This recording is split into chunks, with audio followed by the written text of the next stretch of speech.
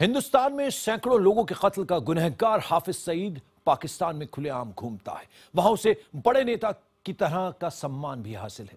उसके साथ बॉडीगार्ड्स का भारी भरकम काफिला घूमता है। लेकिन सवाल यह है कि क्या इस स्वांग से सामाजिक नेता के मुखौटे के पीछे छिपा आतंकी का चेहरा छिप सकता है?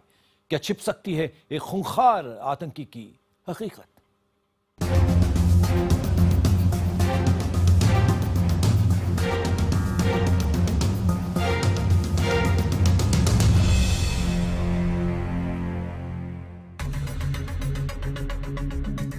पाकिस्तान में बैठकर भारत के खिलाफ साजिशें रचता है लश्कर तैयबा का मुखिया Hafiz Saeed.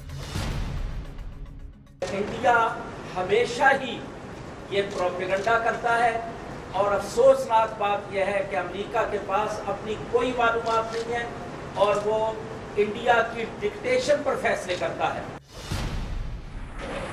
That the government of India has nothing to do with either his visit or his meeting someone whom we regard as a terrorist who conspires against the government of India.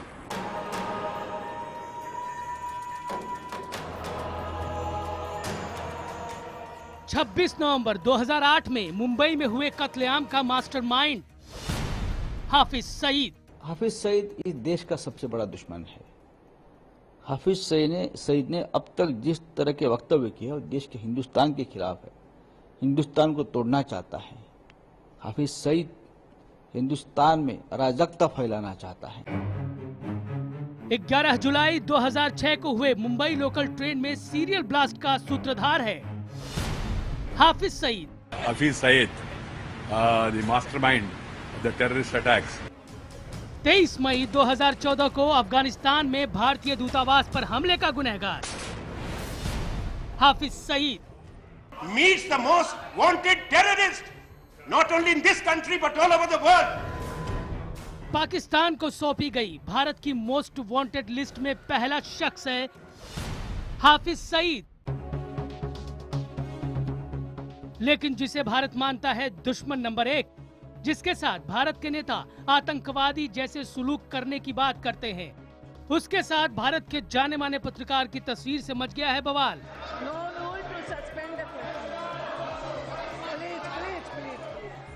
ये तस्वीरें पाकिस्तान में हाफिज सईद और भारतीय पत्रकार वेद प्रताप वैदिक की मुलाकात की है। वेद प्रताप वैदिक का कहना है कि वो एक पत्रकार की हैसियत से हाफिज सईद से मिले थे, लेकिन हाफिज सईद भारत के खिलाफ जहर फैलाने का कोई मौका नहीं छोड़ता। पत्रकार से मुलाकात का इस्तेमाल भी वो अपने हक में माहौल बनाने और मुंबई हमले के आरोपों से पल्ला झाड़ने के लिए कर रहा है। उसने ट्वीट किया है कि हमने इस मुद्दे पर भी चर्चा की कि कैसे 26/11 पर दिए गए भारत के सबूत खारिज कर दिए गए। मैंने श्रीमान वैदिक से पूछा कि भारत पाकिस्तानी अदालतों का सम्मान क्यों नहीं करता। भारत में पत्रकार की हाफिज से मुलाकात पर जितना हंगामा हो रहा है, हाफिज उतना ही खुश हो रहा है, क्योंकि इस मुलाकात ने आतंकवादी के चेहरे पर लगे उसके सामाजिक नेता के मुखौटे को और मजबूत किया है। लेकिन एक हकीकत यह भी है कि उसके गुनाह उसका पीछा नहीं छोड़ने वाले। ये गुनाह मुखौटे को तार तार कर देते हैं और सामने ले आते हैं हाफिज की हकीकत। हाफिज सईद लश्कर तैयबा और जमात-उद-दावा के खिलाफ आतंकी हमलों में शामिल होने के एक नहीं अनेक सबूत हैं। अमेरिका ने भी ऐसे सबूत जुटाए हैं जो मुंबई हमले में हाफिज और लश्कर तैयबा की तरफ उंगली उठाते हैं। अंतर्राष्ट्रीय दबाव में पाकिस्तान एक तरफ उसके खिलाफ कानूनी कार्रवाई का ढोंग करता है तो दूसरी तरफ उसे भारत के खिलाफ खुलेआम जहर उगलने की आजादी भी देता है। हाफिज सईद मुंबई हमले का मास्टरमाइंड, भारत का मोस्ट वांटेड आतंकी। लेकिन पाकिस्तान के लिए हाफिज सईद आतंकी नहीं है। वो जमात-उद-दावा का अमीर है जिसे हाफिज सईद सामाजिक धार्मिक संगठन बताता है। हमलावर बन के आएंगे तो इंशाल्लाह लड़ेंगे। पाकिस्तान में हाफिज सईद बेखौफ होकर घूमता है, भारत के खिलाफ आग उगलता है। इंडिया का चेहरा एक सेकुलर मुल्क का चेहरा नहीं रह गया।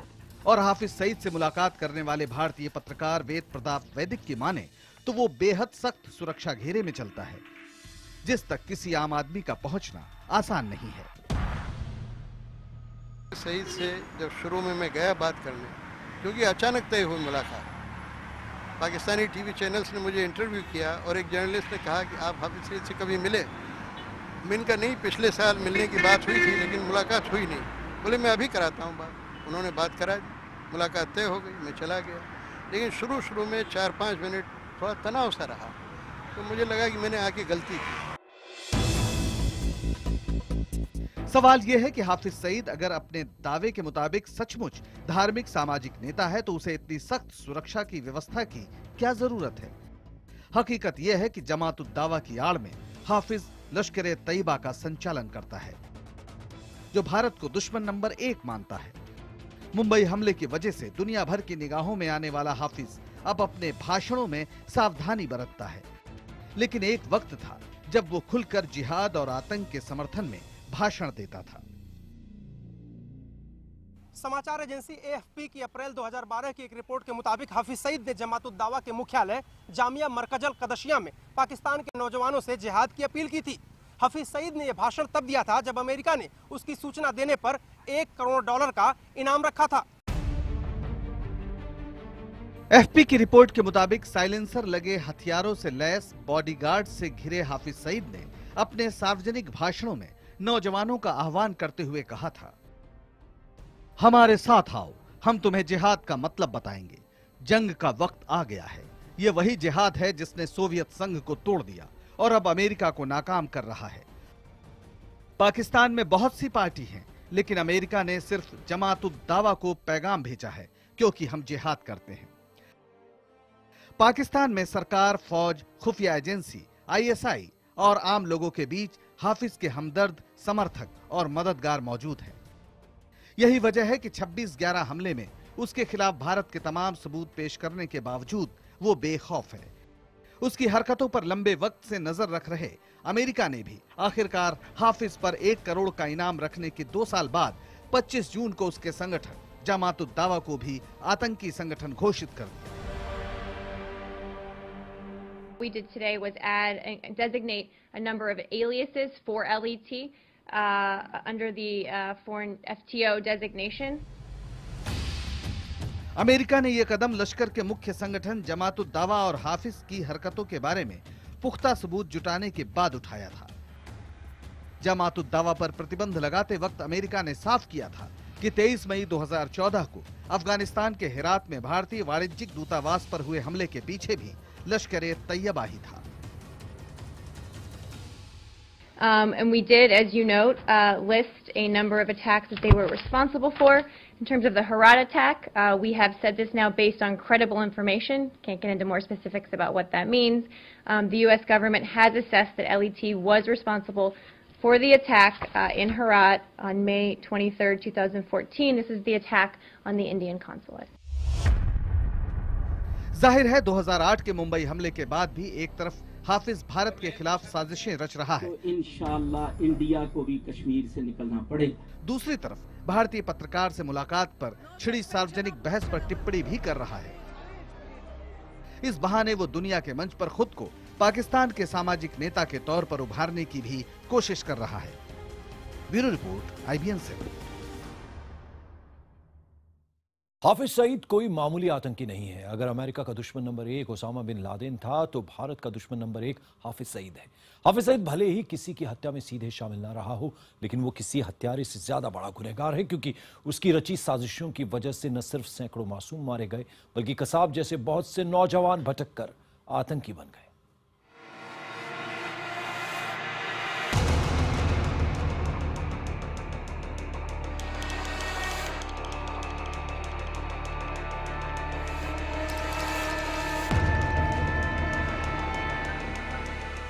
मुंबई पर 26/11 का हमला। पाकिस्तान से समंदर के रास्ते आए 10 आतंकियों ने मुंबई में कोहराम मचा दिया। ये कोहराम 163 बेगुनाहों की जान लेने के बाद शांत हुआ। 9 आतंकी मारे गए, जबकि एक आतंकी अजमल कसाब को पुलिस जिंदा गिरफ्तार करने में कामयाब हो गई।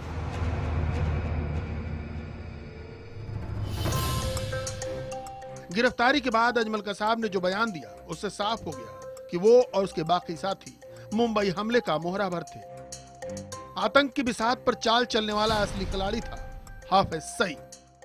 सईद के इशारे पर ही लश्कर ए तैयबा के आतंकी के कैंप में सभी आतंकियों को दी गई थी हमले की ट्रेनिंग। डाउन करो और मर जाओ। अच्छा, तुम यानी कि इधर ही मरने वाला था, ये तुमको मालूम था? अभी ये मरने का है तो तुम्हारे लिए उन्होंने क्या किया था? नहीं, लाखों से देगा, लाखों से। कौन देगा? वो चाचा।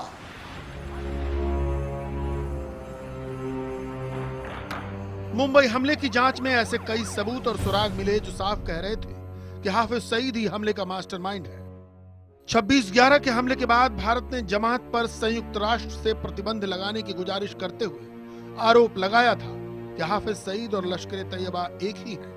पाकिस्तान में जमात उद दावा के 2500 दफ्तर और 11 मकतबों के जरिए आतंकी गतिविधियों का संचालन और आतंकियों को तैयार करना चिंता की बड़ी बात है।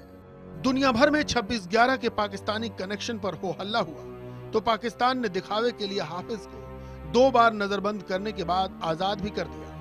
हाफिज के प्रत्यर्पण के लिए इंटरपोल से रेड कॉर्नर नोटिस जारी होने के बावजूद साल 2009 में लाहौर हाईकोर्ट हाफिज के खिलाफ सभी मामलों को खारिज कर चुका है। अपने फैसले में कोर्ट ने कहा कि हाफिज न आतंकी है और न ही जमात उद दावा प्रतिबंधित संगठन। लाहौर की अदालत से क्लीन चिट मिलने के बाद से ही हाफिज सईद चीख कर यह कहता है कि भारत उसे फंसा रहा है। वो आतंकी नहीं बल्कि जमात उद दावा संगठन चलाने वाला सामाजिक धार्मिक कार्यकर्ता है। जाहिर है कि मोहरे और खिलाड़ी के बीच संबंध को स्थापित करके ही हाफिज सईद तक पहुंचा जा सकता है। इसी मकसद से भारत ने करीब 4 साल पहले पाकिस्तान को हाफिज सईद के बारे में दिए गए डोजियर में एक बड़ा सबूत दिया था।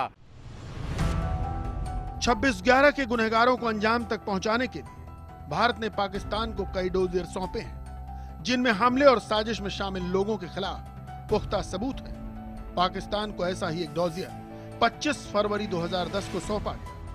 डोजियर में कहा गया, आतंकी अजमल कसाब ने हाफिज सईद से दिसंबर 2007 और जनवरी 2008 में मुलाकात की। कसाब उस वक्त 21 दिन की कमांडो ट्रेनिंग ले रहा था। सईद ने कसाब से कहा कि वो खून के अंतिम बूंद तक जंग करे। बैतुल मुजाहिदीन कैंप में भी सईद हमले के लिए चुने गए 10 आतंकियों से मिला था। कैंप में सईद ने कहा था कि जिहाद का वक्त आ गया है। मुंबई पर शाम 7:30 बजे हमला करना ठीक रहेगा क्योंकि तब भीड़ ज्यादा होती है। ज्यादा से ज्यादा मासूमों का खून बहाने की सनक हाफिज के सामाजिक कार्यकर्ता के मुखौटे के पीछे छुपे हैवान को दिखाती है। यही ग्रुप है जिसने बॉम्बे का किया था, यही है जिसने हैरत का किया था और इंडियन पाकिस्तान नेवल बेस पे किया था। मासूमों का खून बहाने की हाफिज की सनक का सबसे बड़ा औजार है लश्कर ए तैयबा।